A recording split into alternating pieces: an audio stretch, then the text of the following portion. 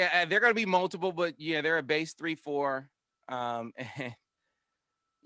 ideally, they would have a big space eater in the middle that could two gap it, right? But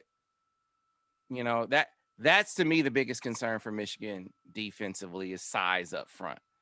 I think if you look back at last year, how could you say that? They got torched in the secondary, right? I think that there are two reasons, and I'm not suggesting that, 1 year turns a huge blemish into a non-issue. I just think they have enough pieces on the back end to be solid.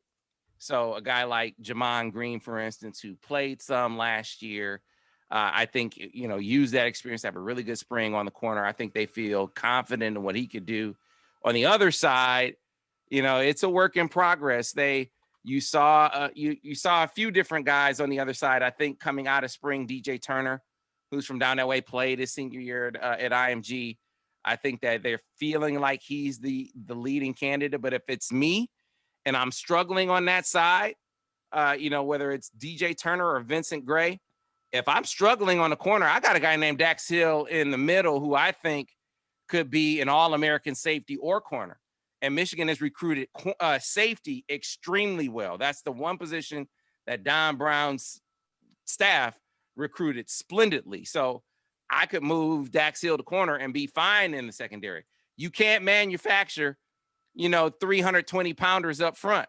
So they have a couple of guys with size. So Mozzie Smith, who is an Under Armour All-American, been working to get into the lineup. They saw some flashes in the spring. We'll see if he's able to step up. He's, to me, the number one candidate. They got a guy named Jordan Whitley from Oregon State, a transfer. He's like 357 pounds. The question is he too big? So what kind of shape will he be in when the season rolls around? Then you got some guys who are not necessarily nose tackles that you might have to play in that role.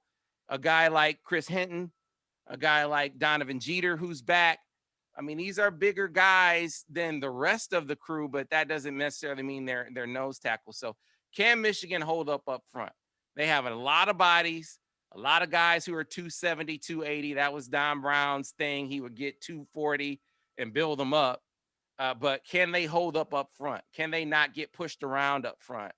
Can they generate pass rush consistently? You got Aiden Hutchinson back, but it can't just be Aiden Hutchinson. Or offensive lines will be able to key on them. So that's the biggest question mark up front or on this defense.